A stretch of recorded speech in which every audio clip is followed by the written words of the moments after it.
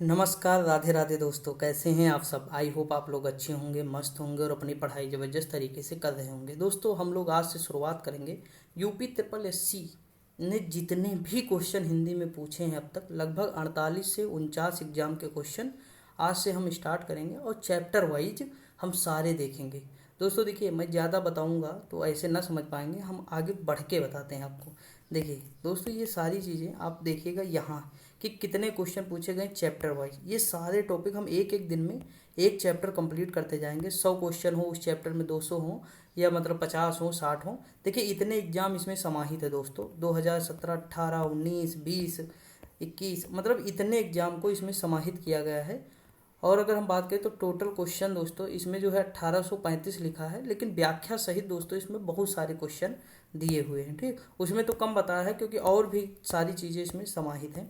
अगर हम उससे ट्रेंड के हिसाब से देखें, पेपर के हिसाब से, तो ये है इस तरह। उसके बाद फिर अगर हम जो देखें कि कौन कौन से चैप्टर के अकॉर्डिंग है तो इस तरह आ जाएगा। ठीक, तो ये सारी चीज़ें आपको इसमें समाहित मिलेंगी। और मेरा यकीन मानिएगा, ये आप लगा लेंगे तो जूनियर असिस्टेंट, बीडीओ, बीपीओ या मतलब जो भी आप यूपी ट्रिपल एससी का एग्ज़ाम देंगे उसके लिए बहुत ज़्यादा बेनिफिट होगा। और जूनियर असिस्टेंट में दोस्तों आज जो है 30 क्वेश्चन आएंगे। मैंने यूपी स्पेशल सुबह मॉर्निंग में करा दी थी। चाहे आप यूपी ट्रिपल एससी से रिलेटेड कोई भी एग्जाम दें, जरूर क्लास करिएगा। देखिए मैंने बताया था कि सबसे पहली प्राथमिकता हमारी ये होनी चाहिए, या तो यूपी स्पेशल हम पहले पढ़ लें, यूपी स्पेशल। उसके बाद दोस्तों यूपी स्पेशल के बाद हिंदी दूसरे नंबर पे आ जाएगी। ठीक, उसके बाद दोस्तों क्योंकि ये 20 नंबर का है, 30 नंबर का, 50 नंबर का मैं अभी से शुरुआत कर दिया हूँ पोर्शन। ठीक, 50 का ही होगा। फिर चाहे रीजनिंग ले लीजिए या कंप्यूटर। उसके बाद लास्ट में जीएस रखिएगा। जीएस वैसे मैं करा रहा हूँ ये लोग को, आप वो कर सकते हैं 7:30 बजे शाम को डेली।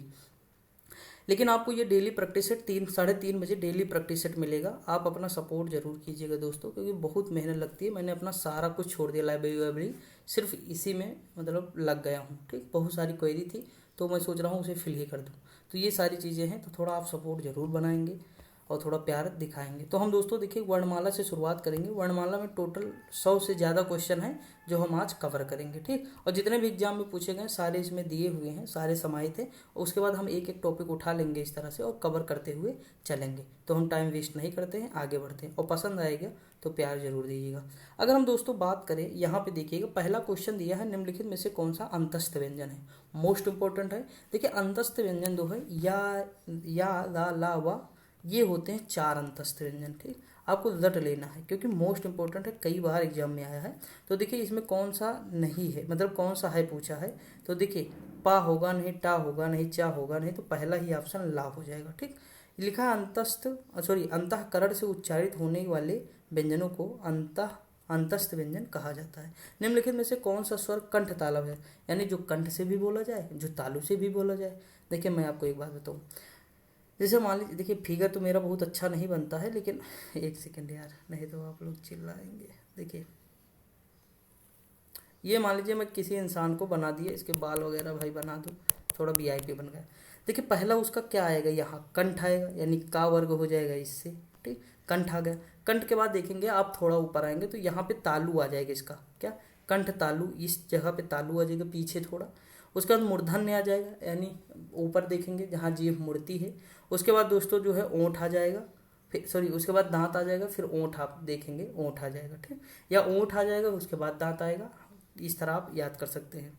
ठीक, अब देखिए दोस्तों ये एक पैटर्न है कि का है, फिर तालब आएगा, उसके बाद फिर जो है मूर्धन्य आएगा, फिर दंती, फिर ओष्ठ, इस तरह होगा। अब यहाँ पूछ लिया कंठ तालब, तो देखिए कंठ और तालब, तो देखिए पहला आ, जैसे आ है तो आ क्या होगा, कंठ होगा, सीधी सी बात है। तो आ तो है, इसमें जो है कंठ होगा आ, तो आ तो है नहीं, तो देखिए ये दोनों तो हटा दो। ठीक, अब देखिए तालब्य से ई, ये तालब्य वाला हो जाएगा, लेकिन आ और ई से जो मिलके बने वही है कंठ तालब्य।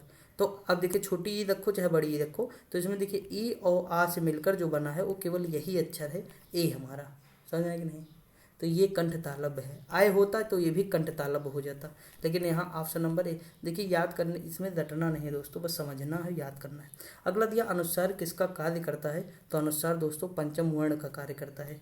पंचम वर्ण का कार्य करता है दोस्तों। जैसे देखिए हर वर्ग, जैसे का वर्ग है, चा वर्ग है, टा वर्ग है, पा वर्ग है, तो इनका जो पंच लास्ट वाला अक्षर है ना वही पंचमाक्षर होता है। अब देखिए दोस्तों अगर हम बात करें यहाँ पे समझिएगा, यहाँ लिखा है सम पूर्ण, तो इसे कहते हैं संपूर्ण। ठीक, इस तरह लिखा है परम धंतु, तो परंतु हो जाता है, यानी ये बदल दे रहा है।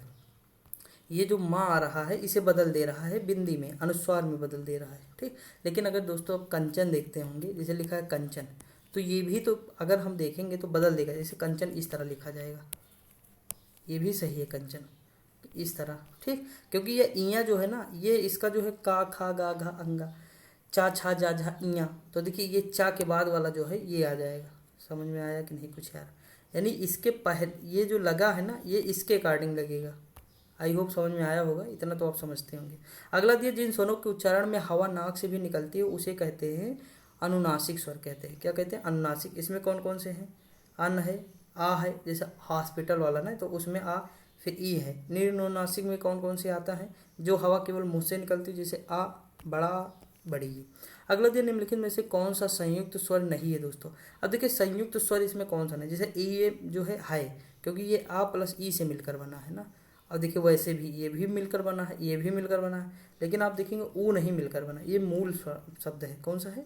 मूल है, तो इसे आपको दीर्घ है, सॉरी ठीक। मूल मतलब क्या है? हमारा कहने का मतलब था ये किसी से मिलकर नहीं बना है, ये हमारा कहने का मतलब था, ये दीर्घ स्वर में आ जाएगा। ठीक, अब इसमें देखिए टोटल 11 होते हैं। जैसे हास्य में क्या है? आ ई उ री हो जाता है, ये भी पूछा जाता है। दीर्घ में बड़ा, बड़ी, बड़ऊ, और संयुक्त में क्या है? ए आए ओ आओ, तो ये संयुक्त हो जाएगा। रट लीजिएगा दोस्तों। ठीक, मैं सारी चीज़ें कवर करा दूंगा, टेंशन न लीजिएगा। निम्नलिखित में से कौन सा वर्ण दंत नहीं है दोस्तों? कि मतलब जो है दंत नहीं है, जिसे दांत का उपयोग नहीं करते हैं, दांत की सहायता से नहीं बोलते हैं। अब देखिए ता, ता बोल के देखिए ना, ता बोलिएगा तो तालू में देखिए जाके लग रहा ता, ता। ठीक, तो ये हमारा नहीं है दोस्तों, सॉरी दांत से है। ठीक, ता। उसके बाद जो है कौन सा ता, उसके बाद ता था दा धा ना। ठीक, हाँ, ये दांत से हो जाएंगे हमारे, जिन वर्णों को ता था दा धा ना। फिर दंती सा, ये वाला आप देखे होंगे। ठीक, उसके बाद फिर ला भी हो जाता है इसमें, ये भी देखे होंगे। तो ये हमारा हो जाएगा। देखिए मैं जो वो बताया ना मूर्धन वाला, वो टा वाला आ जाएगा, टा ठा डारा। फिर पा वाला आ जाएगा, ओठ वाला है, पा फा बा भा मा, ये ऊँट वाले हो जाएंगे। तो इसमें या नहीं होगा दोस्तों, ऑप्शन नंबर डी। ठीक, ये अर्ध स्वर में आते हैं। आगे हम बात करें निम्न स्वरों का वर्गीकरण जब जीव के भाग्य के आधार पर किया जाता है, तो निम्नलिखित में से कौन सा भेद इसके अंतर्गत नहीं आता? जीव के आधार पर तो विवरित नहीं आता है। देखिए अग्र में कौन से आता है दोस्तों? तो छोटी, बड़ी और ए आई आता है इसमें, ए आई। मध्य में छोटा आता है, ये मोस्ट इंपॉर्टेंट है, कई बार पूछा हुआ। हाँ, बड़ा दे देता है, आप लोग कंफ्यूज हो जाते हैं। तो बस इतना याद रखिए कि ए आई इसमें आ जाएगा, किसमें? अग्र वाले में, और मध्य वाले में आ जाएगा। बाकी जितने बचे वो इसमें कर दो, और विवरित इसमें नहीं होता है। ठीक, ये पूछा गया है कई बार दोस्तों, आप याद रख लीजिएगा। अगला, निम्नलिखित में से पार्श्विक ध्वनि कौन सी है? तो ये ला हो जाएगा, पार्श्विक ध्वनि है। ठीक, ये कौन सी है? पार्श्विक ध्वनि है।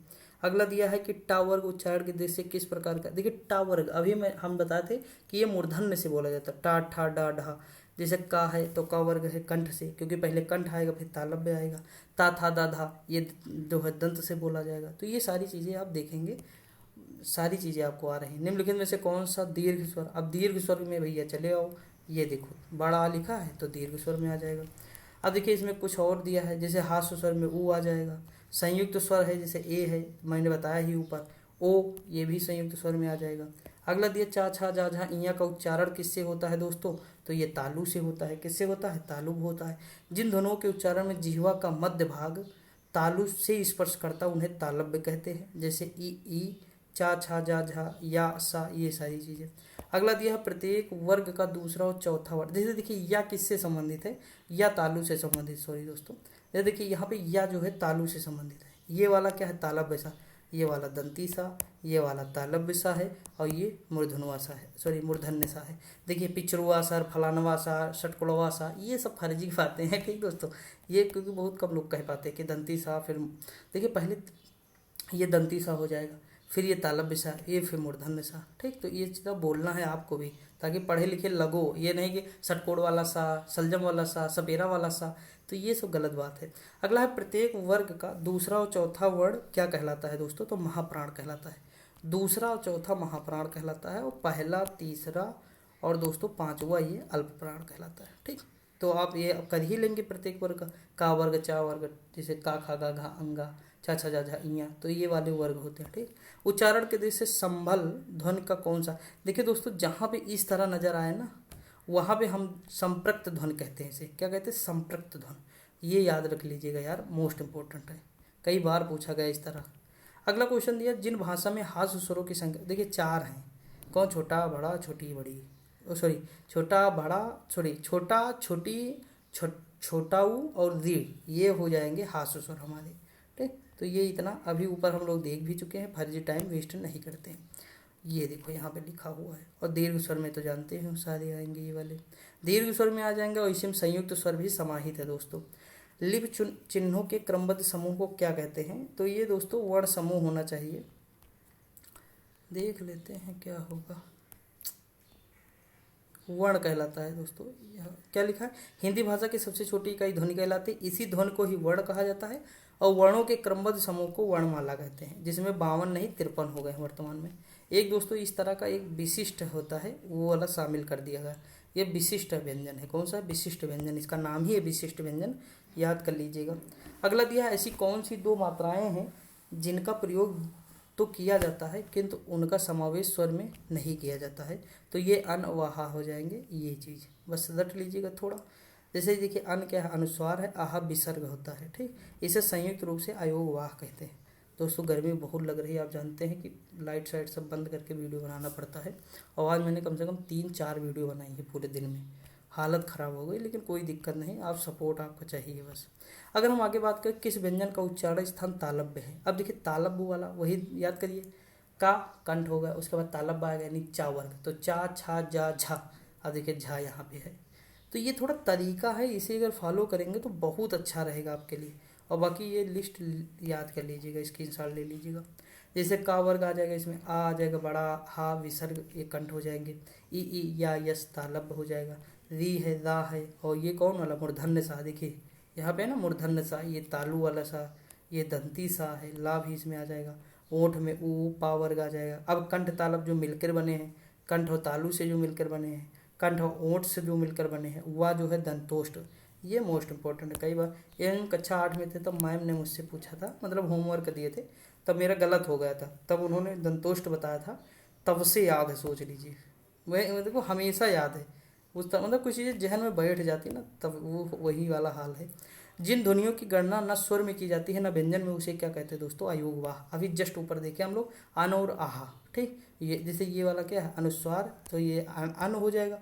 और आहा वाला क्या है? विसर्ग है।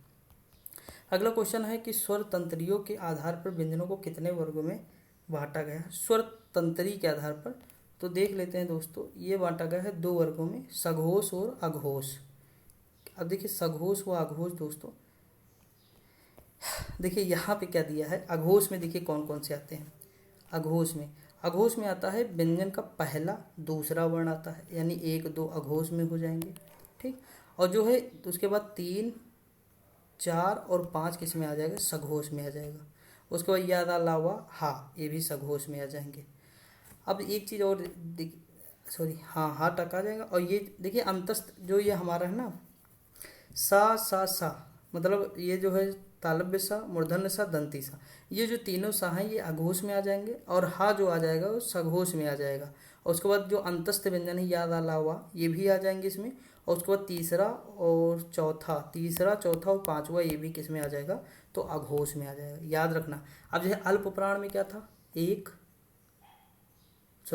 अल्प प्राण में 1 3 5 था, और महाप्राण में 2 4 था। तो इस तरह आपको याद रखना है। ठीक, जिह्वा की नोक जब ऊपर के दांतों की पंक्ति के सामने वाले दांत के ऊपरी हिस्से के संपर्क में आकर वायु के प्रवाह को अवरुद्ध करती है, ऐसे उच्चारण स्थान को क्या कहा जाता है? तो वर्ष कहा जाता है। ऑप्शन नंबर डी हो जाएगा। जैसे ये वाले हैं, देख लीजिएगा, ना है, सा यानी दंती सा, और राव ला है। इसमें कौन सी देवनागरी लिपि वर्ण ध्वनि नहीं है दोस्तों? तो ये हो जाएगा ग्रीवा ध्वनि। कौन सी? ग्रीवा। देवनागरी में कौन कौन से आती हैं उसके अंतर्गत? तो मूर्धन्य, कंठ, दंतोष्ठ, कंठ तालब दंत। आप यही सब तो देखे हैं, ग्रीवा वाला कोई देखे हैं क्या? नहीं ना। अगला दिया, भाषण की सार्थक लघुत्तम इकाई क्या कहलाती है? तो शब्द कहलाता है। क्या कहलाता है? शब्द। आपको बस इतना याद रखना है दोस्तों। बाकी जो कहानी अगर पढ़ना हो तो पढ़ लीजिएगा, कहानी से कोई ज़्यादा अंतर निकल नहीं रहा, ये लाइन आपको याद रखनी है। अगला क्वेश्चन दिया है, किस ध्वनि के उच्चारण में दीर्घ स्वर से भी अधिक समय लगता है? तो ये दोस्तों प्लुत है, ऑप्शन नंबर डी हो जाएगा इसका। ठीक, रट लीजिएगा। जैसे ओम, सुनो, बहुत देर तक हम करते रहते हैं ना। अगला, प्रत्येक शब्द की वर्तनी के सभी वर्णों को उसी क्रम में अलग अलग दिखाना क्या कहलाता है? वर्ण विच्छेद कहलाता है। क्या कहलाता है? वर्ण विच्छेद कहलाता है। अगला क्वेश्चन दिया, किसी शब्द या वर्णों के समूह को अलग अलग करने की प्रक्रिया को वर्ण विच्छेद कहते हैं। जब हम वर्ण विच्छेद करते हैं तो उस शब्द समूह से स्वर, वर्णों और व्यंजन वर्णों को अलग किया जाता है। शब्दों में या वर्ण समूह में जिसमें मात्राएं होती हैं उन्हें वास्तविक रूप से लिखा जाता है। जैसे किताब, देखिए किताब में आधा का है, फिर दोस्तों छोटी ये है, उसके बाद आधा ता है, फिर बड़ा आ जाएगा। ठीक, उसके बाद आधा बा, फिर आ जाएगा। यानी देखिए स्वर क्या है? जो किसी अन्य ध्वनि की सहायता से बोले जाए। व्यंजन क्या है? जो स्वर धन की सहायता से बोले जाए। देखिए अगर ये बा है तो ये व्यंजन है। अब देखिए इसमें आ छिपा हुआ है स्वर, प्रत्येक मतलब स्वर में, मतलब प्रत्येक व्यंजन में हमारा ये स्वर छिपा ही रहता है आ दोस्तों।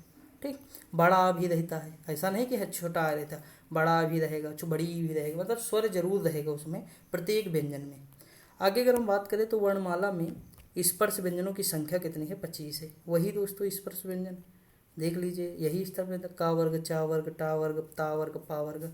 देखिए कंठ, तालव्य, मूर्धन्य, दंत, ओठ, बस यही तो है। आराम से याद हो जाएगा। वही बनाओ फिगर खच्च से और तुरंत मारो कि हाँ भैया पहले आएगा। देखिए अपने आप सोचो कि पहले क्या हमारा आ रहा है, नीचे से कंठ आएगा, उसके ऊपर तालव्य आएगा, फिर मूर्धन्य आएगा, फिर दांत आएगा, फिर लास्ट में देखो ऊँट आएगा। अच्छा, जो बच्चे होते हैं सबसे पहले किसका प्रयोग करते हैं? इसमें से इसका प्रयोग करते हैं। किसका? पा वर्ग का। कई क्या है? पा, पा, मम, मा। तो देखिए मम, मा, ये ओट का हो गया। पा, पा। ठीक, तो ये सबसे पहले जो प्रयोग करता है बच्चा, ये पा वर्ग का करता है। ये भी पूछा गया एग्जाम में, लेकिन हाई थोड़ा होगा, एग्जाम में पूछा गया होगा तो कोई दूसरा एग्जाम होगा, यूपी पीसीएस होगा या आर ओ, मतलब कोई एग्जाम दूसरा ही होगा कुल मिला के। आर ओ तो आते ही नहीं वर्णमाला। स्वर ए आई का उच्चारण स्थान कौन सा है दोस्तों? तो ये कंठ तालव्य हो जाएगा। अभी जस्ट ऊपर हम लोग देख चुके हैं, अब इसमें इतनी कहानी बताने की कोई जरूरत नहीं। जैसे ओ कौन? कंठ ओष्ठ हो जाएगा। दंत में वा आ जाएगा, दंतोष्ठ। ठीक, ये रट लेना है। हिंदी शब्दकोश में का के बाद कौन सा व्यंजन दिखाई देता है दोस्तों? तो ये छा व्यंजन होता है। सॉरी सॉरी सॉरी सॉरी, कौन सा होता है? छा व्यंजन, मतलब क्षत्रिय वाला छा। ठीक, ये किससे मिलकर? आधा का और प्लस मूर्धन्य सा। दोस्तों अगर आप पढ़ चुके हैं आज ये वीडियो, तो आज के बाद कभी ये ना कहना ये षटकोण वाला सा है, ये सलजम वाला सा है, ये सपेरा वाला सा है। ठीक, तो आपको ये नहीं कहना है ये मूर्धन्य सा है, ये तालव्य सा, ये दंती सा। तरीका वही है, अपनाइए और मौज करिए। निम्न दंत वर्ण कौन सा है? तो दांत से अब कौन सा बोला गया है? अब दोस्तों देखिए ता, था, दा, धा, ना। अब देखिए इसमें दांत से, तो इसमें तो भाई वो सब कुछ ना लगेगा। इसमें देखिए ये केवल एक सा है, दंती सा। दोस्तों 100 क्वेश्चन से ज़्यादा हैं। ठीक, हमें सारे करने हैं तो थोड़ा मैनेज करिएगा। अगर हम बात करें दोस्तों दंत मूल से, ये सा हो गया, सही है। पा ओठ हो जाएगा, टा मूर्धन्य हो जाएगा, हा ये काकल या कंठ हो जाएगा। निम्नलिखित में से अनुनासिक वर्ण कौन सा है? तो दोस्तों माँ आ जाएगा हमारा। ठीक, ये है पंचम, ये देख लीजिए लास्ट में जो होता है ना पंचमाक्षर, वही अनुनासिक होता है। तो पंचमाक्षर में आप देखेंगे तो यही शब्द आते हैं लास्ट में। अभी जैसे देखिए, ये देखिए मैं आपको थोड़ा और बता देता हूँ, रुको एक सेकंड। ये देखिए यहाँ पे ये सब पंचमाक्षर है लास्ट वाले। ठीक, यानी जो प्रत्येक वर्ग का पांचवा अक्षर ना, वही पंचमाक्षर है। तो देखिए इसमें लास्ट में कौन है? इंगा, या, और उसके बाद ना, और उसके बाद ना, ये फिर माँ। तो इसी में देखिए यही क्वेश्चन पूछा गया दोस्तों। ये थोड़ा आपको समझना होगा, हिंदी कोई मतलब बहुत वो नहीं है, लेकिन थोड़ा सा लॉजिक लगाएंगे तो सारे के सारे क्वेश्चन गलत हुए। आज तक मैंने जितने भी एग्जाम दिए दोस्तों, आर में लगभग 55 सही थे। मतलब बहुत नहीं पढ़ा हूँ उसमें तो ठीक है, लेकिन और जितने छोटे मोटे, जैसे लेखपाल मैंने बताया था ना, उसमें मेरे जो है 23 के 24 क्वेश्चन सही थे। तो इस तरह आप देखेंगे कि मैक्सिमम जो है सही हो जाते हैं, क्योंकि उसका रीज़न है बार बार पढ़ना। कम से कम दोस्तों मैंने हिंदी अब तक 30 बार पढ़ चुकी होगी ना, तो इसीलिए तो इतनी सारी चीज़ें रिपीट रहेंगी, याद रहेंगे माइंड में। मुझे नहीं पता नियम कानून कायदा क्या है, इससे मुझे कोई देना नहीं, क्योंकि मैं कोई हिंदी का टीचर नहीं हूँ, ना मुझे बनना है। तो दोस्तों लेकिन नियम कायदा कानून इसमें नहीं, लेकिन जीएस में मैं बताऊंगा कि कोई चीज़ हो रही है तो क्यों हो रही है, कैसे हो रही है। मैंने अभी देखो यूपी स्पेशल में बहुत सारी चीज़ें, जो सुबह वाली क्लास ली उसमें बहुत सारी चीज़ें बताई जो सबसे अलग रहेगी, यूनिक रहेगी। अभी जो है आप धीरे धीरे देखेंगे बहुत सारी ट्रिक बताऊंगा, बहुत कुछ बताऊंगा जीएस में, क्योंकि वो हमारा मतलब क्षेत्र है, तो मैं उसमें बता सकता हूँ ना। और बहुत आती भी नहीं, मतलब इतना देखिए भ्रम, किसी भी चीज़ का ऐसा नहीं कि किसी को सब कुछ आता हो दोस्तों, क्योंकि सारा भंडार है। मान लो समुद्र है, उस समुद्र की छोटी सी बूंद मान लो हल्का फुल्का आ जाता है। ठीक, जितना गुरुजन है सबसे सीख सीख करके थोड़ा बहुत हमें भी आ गया। तो ये सारी चीज़ें हैं, तो इतना लोड नहीं लेना, हमारा मकसद एग्जाम पास करना। अगर हम बात करें ला व सा का उच्चारण किस स्थान से होता है, तो फिर वही दोस्तों दांत हो जाएगा ना, दंत हो जाएगा। तो ये सारी चीज़ें आप बार बार देख चुके हैं, इसे रिपीट नहीं करते। स्वरों का उच्चारण, तो देखिए स्वरों का उच्चारण, वाह, बिना किसी सहायता से, मैंने बताया था ना ऊपर जस्ट कि किसी अन्य ध्वनि की सहायता से, तो वही तो स्वर है।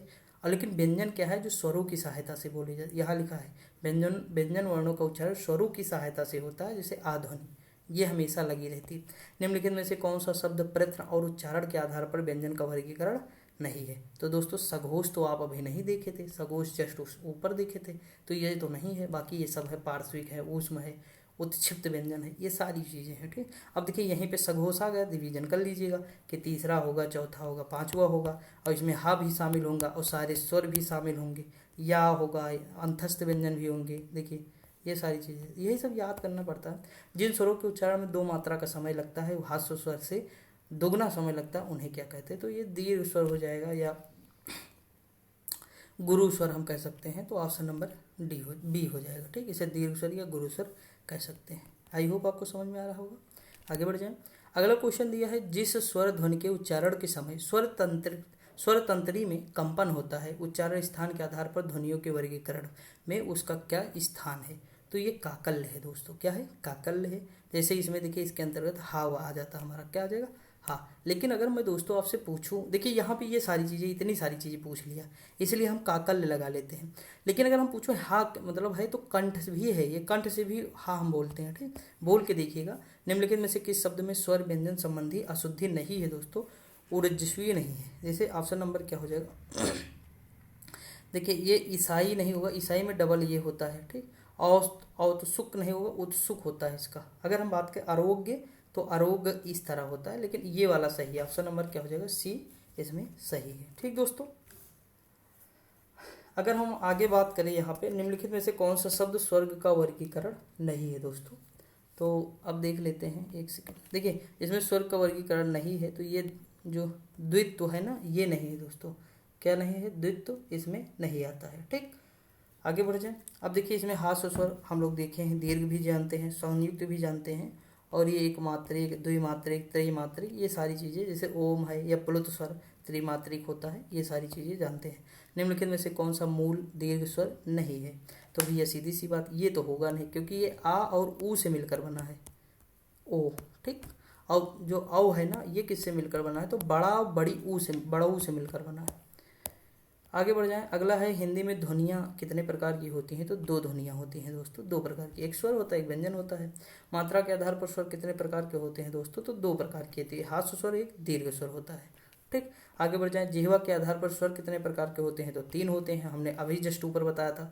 देखिए सेम मैं सारी चीज़ें बता के आया हूँ, वही यहाँ लिखी हुई, कुछ नया नहीं। मैंने बताया था कि मध्य जो स्वर है ना, कई बार एग्जाम में पूछा है, छोटा आ होता है, याद रखना। वहाँ पे बड़ा आ लिख के आएगा, लेकिन आपको छोटा आ याद रखना है। ठीक, अब देखिए इसकी ट्रिक मैं आपको चलो बता देता हूँ, कैसे मैंने याद किया। देखिए मध्य में है तो आ हम लिख देंगे सीधी।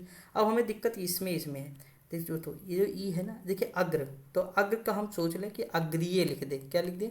अग्रीय, अग्रीय, ये ट्रिक हो गई छोटी। तो आ से अग्र, और देखिए इसमें मात्रा लिखी है बड़ी ए की, और यहाँ पे लिखा ए।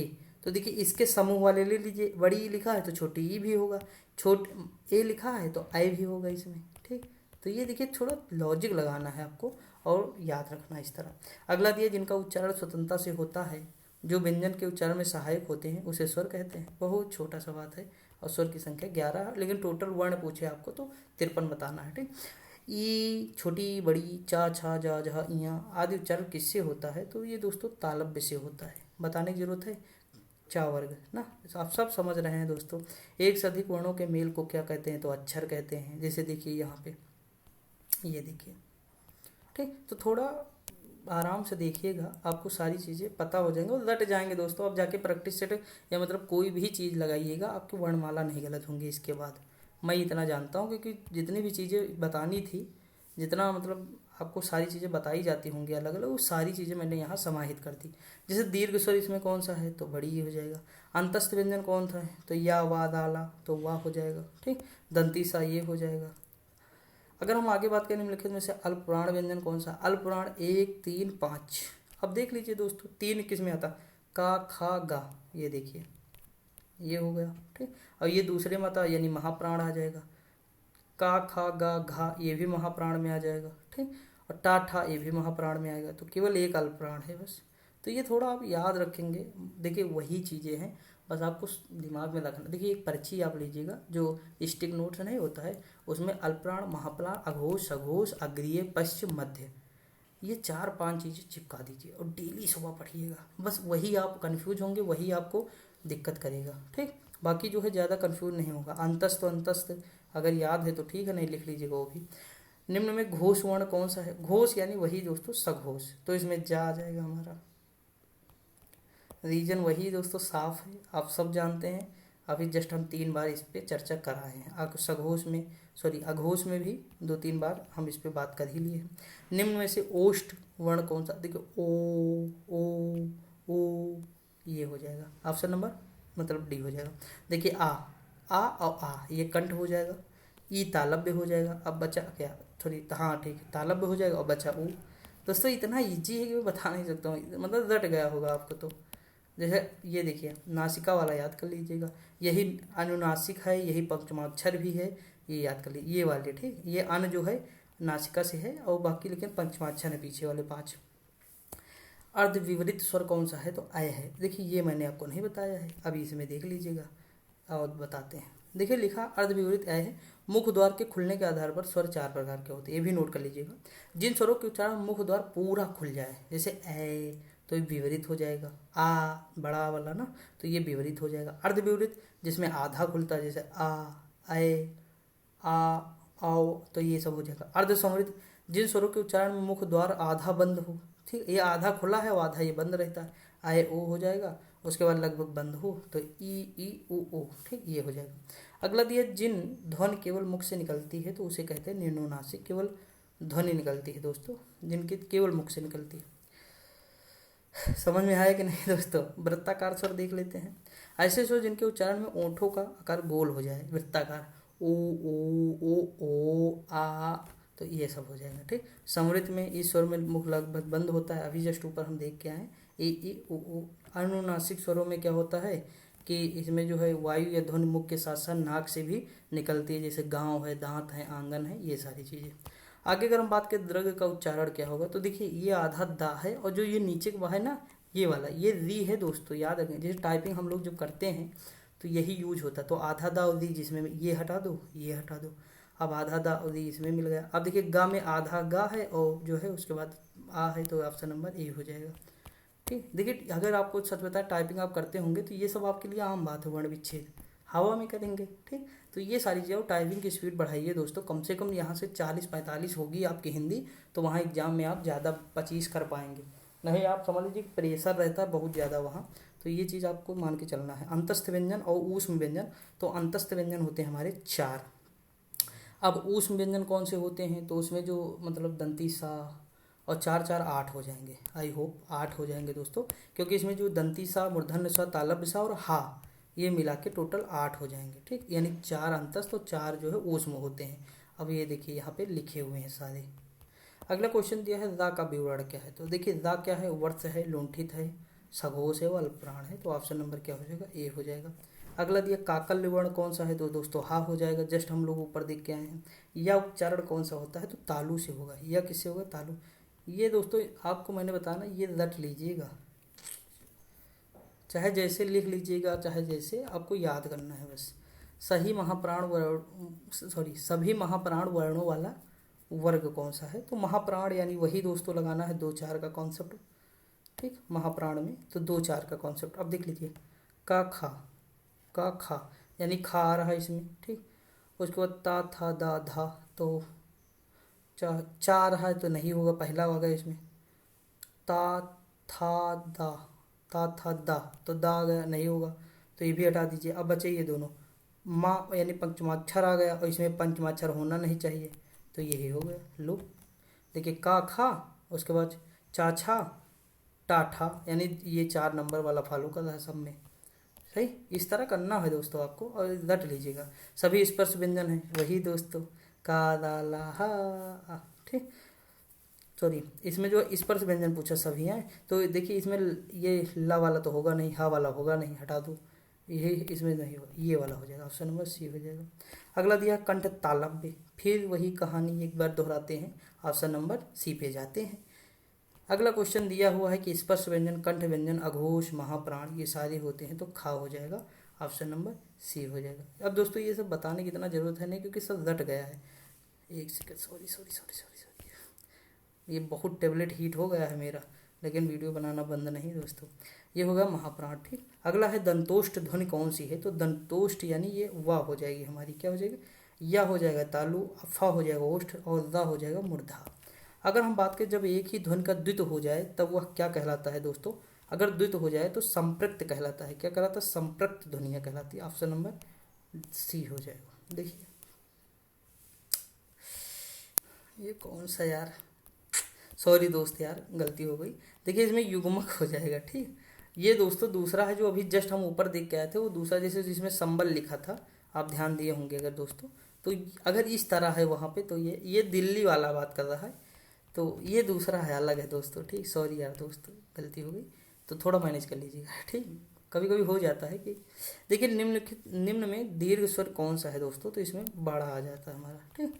आई होप आपको ये तो सारी चीज़ें रट गई होंगी। निम्नलिखित में से अंतस्थ व्यंजन, फिर वही या वाला, चले चलो, बढ़े चलो धीर तुम बढ़े चलो, वीर तुम बढ़े चलो, ठीक। तो वही है, अब आगे बढ़ते चलो, ये सारी चीज़ें रट लीजिएगा, लिख लीजिएगा, ठीक। अब ये सारी चीज़ें मैंने बताया, अंतस्थ व्यंजन याद आला हुआ है, संयुक्त व्यंजन का है, त्रा है, ज्ञा है, ये दोस्तों बहुत पूछता है कि ये किससे मिलकर बना है, ये जरूर नोट कर लीजिएगा स्टिक नोट्स में और चिपका लीजिएगा सामने।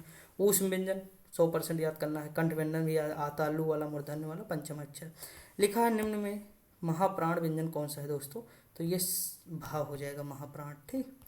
अगला क्वेश्चन निम्न में से अघोष, आपको वो कॉन्सेप्ट याद होना चाहिए जो मैंने बताया बस, बाकी कुछ याद हो चाहे ना हो, कॉन्सेप्ट पता होना चाहिए इसमें, पहला दूसरा ठीक, ये कॉन्सेप्ट आपको याद होना चाहिए।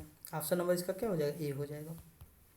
अगला है निम्न में कंठ वर्ग कौन सा है, अब दोस्तों क्या बताएं यार, छोटा है, ठीक। ये सारी चीज़ जैसे पाफा बाभा ओठ हो जाएगा, ठीक। ताथा दाधा दंत हो जाएगा, चाचा चाचा यहाँ तालब्य। फिर दो व्यंजन एक साथ मिलते हैं तो क्या कहलाते हैं, तो ये कहलाते हैं संयुक्त व्यंजन। अब दोस्तों जैसे ये वाले हैं छात्रा, ज्ञा, स्रा ना, अंतस्थ व्यंजन याद अलावा।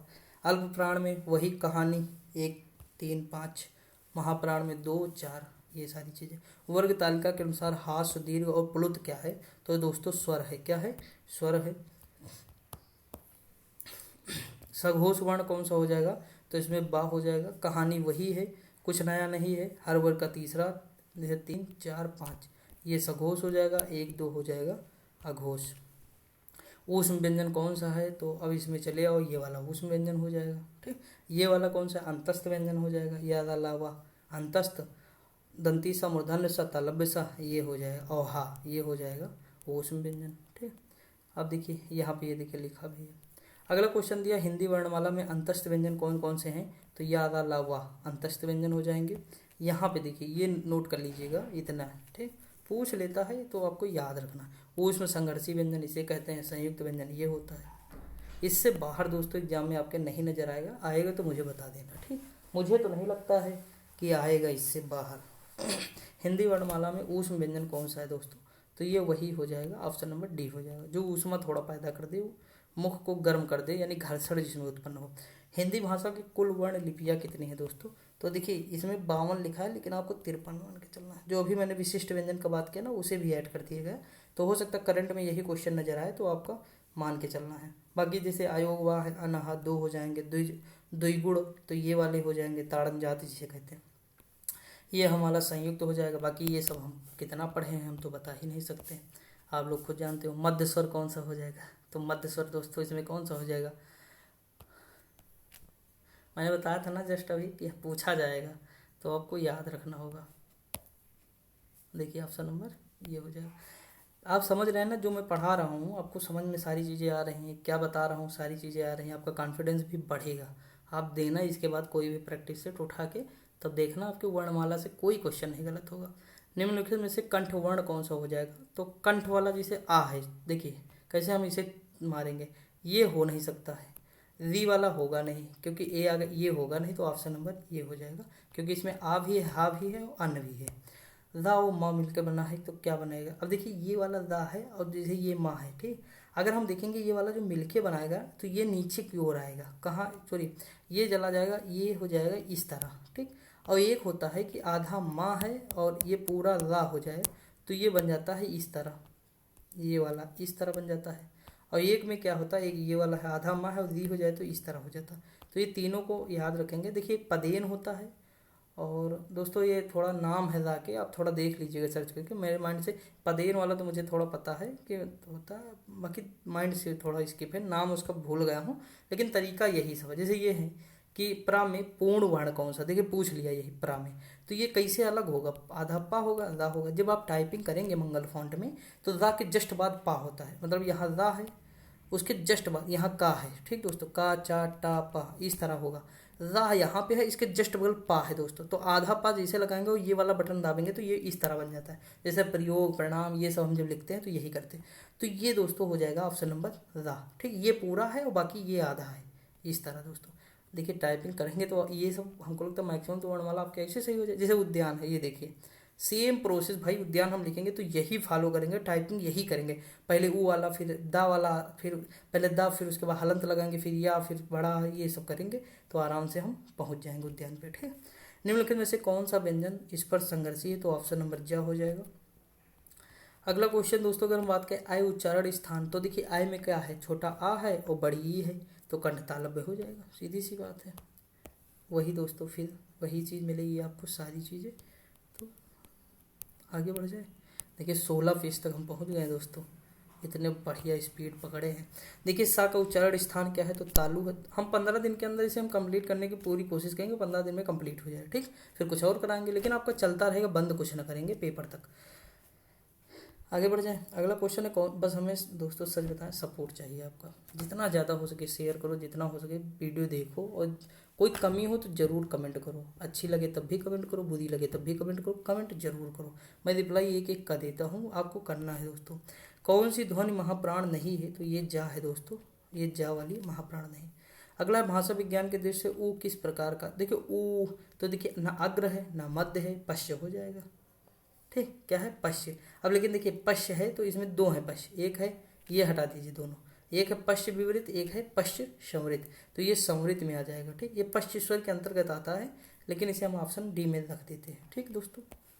अगला क्वेश्चन दिया है कि अघोष वर्ण कौन सा हो जाएगा, तो अघोष हो जाएगा इसमें सा क्या हो जाएगा, अघोष हो जाएगा। वही दोस्तों मैंने आपको ऊपर बताया ना कि जितने भी सा हमारे, दंती सा, मूर्धन्य सा और जो है तालव्य सा, ये सब अघोष में आ जाएंगे। और इसमें का जो ऊष्म व्यंजन का जो हा है ना, वो किस में चला जाएगा, सघोष में चला जाएगा, सॉरी हाँ सघोष में चला जाएगा। अगला हुआ का उच्चारण स्थान कंठोष्ठ, सॉरी अभी जस्ट मैं ऊपर कई बार आपको बताया दंतोष्ठ होगा क्या, वह का उच्चारण स्थान क्या है, दंतोष्ठ है। इसकी कहानी भी मैंने मैडम की बताई अपने, उसके बाद भी देखो गलत हो रहा है। हिंदी शब्दकोश में छा का क्रम किस वर्ण के बाद आता है, ये दोस्तों आएगा का के बाद, ठीक। तो आपको देखिए दोस्तों एक बात बताऊँ, जैसे सुबह बिना खाए 3-4 वीडियो बनाना, 4 घंटे लगातार बोलना, बहुत मतलब वो होता है ना, ठीक। थोड़ा पानी पिया हूँ केवल बस ब्रश करने के बाद, बाकी वीडियो बनाना बैठ गया हूँ, लगातार वीडियो बन ही रही हैं, समझ आए कि नहीं। तो ये सारी चीज़ें हैं, लेकिन मेहनत तो करनी पड़ेगा, क्योंकि आप लोगों की डिमांड इतनी है कि मैं सारा कुछ छोड़ना पड़ा मुझे दोस्तों। तो ये सारी चीज़ें, लेकिन फिर सपोर्ट भी करना है आप लोगों को, क्योंकि दोस्तों मैं तो सारी चीज़ें अपनी करूँगा, जितना आप कहेंगे सारी चीज़ पढ़ाऊँगा, लेकिन सपोर्ट चाहिए मुझे, तो प्लीज़ करिएगा। अगर हम बात करें दोस्तों छा, तो का प्लस सा सवर्ण वाला है, अतः हिंदी शब्दकोश का हम देखिए, ये तो दोस्तों आप जानते हैं वही चीज़ है कि आधा का प्लस सा, ठीक। सेम यही चीज़ लिखा है, तो का के बाद आता है, इसमें कोई नई बात नहीं। हिंदी वर्णमाला में व्यंजनों की संख्या दोस्तों कितनी है, तो देखिए ये 33 यहाँ लिखा है, लेकिन आप 34 मान लीजिएगा अगर वर्तमान के हिसाब से आया, ठीक। क्योंकि वही एक विशिष्ट वाला करंट से मैं सोच रहा हूँ कहीं अपडेट कर दिए तो गलत होगा बहुत लोगों का, तो वो याद रखेंगे आप। वह व्यंजन है तो देखिए फिर वही आ गया, वह व्यंजन इसमें किस में आएगा, अंतस्थ व्यंजन में, या वा दाला, ठीक। उस तरह कैसे है तो दंतोष्ठ है। अगला दिया है कौन सा ऊष्म व्यंजन नहीं, तो ऊष्म वाले क्या है, दंती सा, ये होगा तालव्य सा, मूर्धन्य सा, अब आगे हो जाएगा दंती सा, और उसके बाद हा हो जाएगा। अब इसमें से कोई है, ये देखिए ऑप्शन, अच्छा नहीं है पूछा है, सॉरी देखिए यहाँ नहीं पूछा, तो ऑप्शन नंबर सी हो जाएगा, ठीक। थोड़ा यही सब ऑप्शन पढ़ना पड़ेगा ध्यान से, नहीं तो गलत हो जाएगा एग्जाम में। संयुक्त व्यंजन अब दोस्तों इसमें कौन सा है, तो ये हो जाएगा संयुक्त व्यंजन। ठीक, अब इससे क्या बनेगा भाई, क्या बनेगा, सीधी सी बात है, तो संयुक्त है, बाकी ये सब संयुक्त नहीं है। अगला क्वेश्चन, निम्नलिखित में से कौन सा स्वर नहीं है, तो ऑप्शन नंबर डी इसमें स्वर नहीं है, ये क्या है, व्यंजन है। अगला है, इनमें से कौन सा संयुक्त व्यंजन नहीं है, तो देखिए ये वाला नहीं है, फा संयुक्त व्यंजन, बाकी सारे हैं। मैंने कहा था 4 ही हैं, रट लीजिए, नोट कर लीजिए स्टिक नोट और दीवार के सामने चिपका दीजिए। ठीक दोस्तों, निम्नलिखित में से कौन सा व्यंजन संघर्षी है, तो ये दोस्तों हा हो जाएगा। ठीक, आगे बढ़े, अब देखिए यहाँ पे, देखो यहाँ ये वाला आपको थोड़ा याद रखना है, मैंने बताया वैसे क्या याद रखोगे दोस्तों, कई बार तो बताया हूँ। किस वर्ण का उच्चार स्टार कंठ ताल, कितना पूछेगा यार, बहुत पूछ चुका है। और यही सब तो भाई कि आप माइंड में कैसे रहेगा आपके इतना। निम्नलिखित में से कौन सा टा वर्ग में नहीं है, अब टा वर्ग में टा ठा डा ढा ढा, तो धा कहाँ से आ गया दोस्तों, ये ऑप्शन नंबर सीधा से धनी, तो धनी तो होना ही है आप लोगों को, उसके बाद घूमना है देश दुनिया। ठीक, निम्नलिखित में से कौन सा संयुक्त स्वर है, तो ये है ए आई ओ औ। ठीक, तो ऑप्शन नंबर क्या हो जाएगा, डी हो जाएगा। अगला क्वेश्चन दिया हुआ है कि ये सारी चीज़ें हो जाएंगी। अगला क्वेश्चन, निम्नलिखित में से महाप्राण व्यंजन है, तो ये घा हो जाएगा, क्या हो जाएगा, घा हो जाएगा। अब ये सारी चीज़ें, उसके बाद फिर लास्ट वाला देखते हैं, इसमें लिखा निम्नलिखित में से कौन सा व्यंजन पार्श्विक है, तो ये दोस्तों ला हो जाएगा। ठीक, पार्श्विक। आई होप आपको चीज़ें समझ में आएंगी। मैंने 99 क्वेश्चन दोस्तों 40-45 मिनट जो लगे हूँ उस उतने में करा दिया है। ठीक, अपनी पूरी मेहनत की है, पूरी जान झोंकी है और सारी चीज़ें मैंने कराने की कोशिश की है। अब कल हम 2 टॉपिक लेंगे, एक विराम चिन्ह लेंगे अपना, और इसके बाद दोस्तों वर्तनी ले लेंगे। ठीक, 2 टॉपिक हम कल कवर करेंगे पूरी तरीके से। तो आपका काम है सपोर्ट करना, एक ही चीज़ मांगता हूँ दोस्तों, सपोर्ट करिए। कल 2 चैप्टर हम उठाएंगे, 15 दिन के अंदर ये बुक मैं पूरी कंप्लीट करा दूंगा। और कॉन्फिडेंस इतना ठोस ठोस, देखिए जो मैं पढ़ाऊंगा उसमें कॉन्फिडेंस रहेगा, यकीन मानिए। यूपी स्पेशल की क्लास करिए, देखिए, समझिए, बताइएगा कैसी है, मेहनत करिए बाकी। तो दोस्तों बस आज के लिए इतना ही, मिलते हैं अगली वीडियो में। Thank you so much.